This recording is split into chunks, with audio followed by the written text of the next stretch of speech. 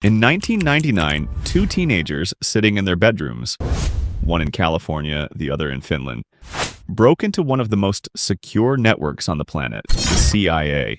But what's even crazier, they didn't do it for money. They did it just to see if they could. And what happened next changed how governments protect their secrets forever. Picture this, it's the late 1990s. The internet is still new.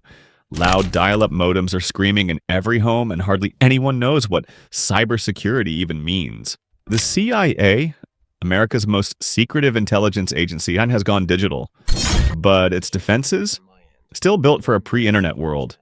And that's when two kids, barely old enough to drive, decided to test those defenses. Meet Max and Skylar, aliases for two brilliant, bored, and dangerously curious teenagers. Max was the coder, a quiet genius who spent nights writing programs to outsmart online games. Skylar? The social engineer. Charming, talkative, and fearless. To their friends, they were just high schoolers playing around online. But to the CIA, they were about to become a nightmare. Their goal? To prove that even the world's most powerful intelligence agency could be fooled by kids. It started small. They breached a local university network. Easy. Then they found a backdoor leading to a government contractor. From there, a single misconfigured server opened a digital hallway straight into the CIA's unclassified network. At first, they just explored, quietly watching emails, testing files, but then Skylar pushed it too far. He copied a few confidential documents, not top secret, but sensitive. The kind that shouldn't ever leave government hands. Within hours, an automated alarm triggered deep inside Langley's systems, and the CIA's cyber unit realized someone was inside. Two kids sitting thousands of miles apart had just set off one of the biggest security alerts in U.S. intelligence history. The CIA, FBI, and NSA launched a joint investigation. They traced the signal across multiple countries, through dozens of proxy servers. But Max and Skylar weren't careful enough. Skylar bragged in a hacker chat room. "We did it. We got into the CIA within days. Agents were at their doors." The boys were arrested, their computers seized, and the story leaked to the press. Headlines read, "Teenagers breach CIA systems. Security flaw exposed." They didn't go to prison. They were minors.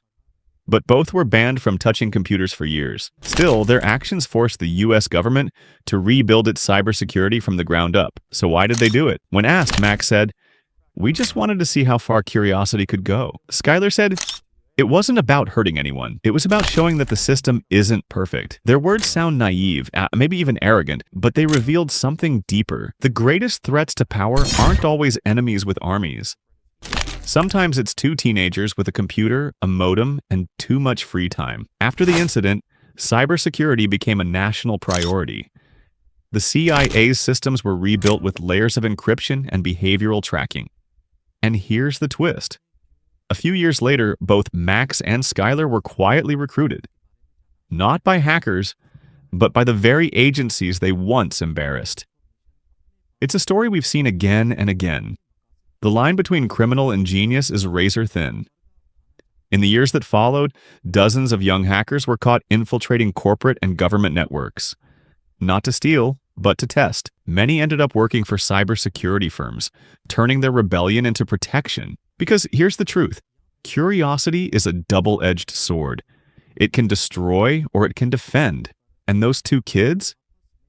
They unknowingly sparked a shift from an era of secrecy to an era of security. So next time someone tells you it's just a couple of kids messing around online, remember this story, because sometimes it only takes two kids to change how the CIA protects the world.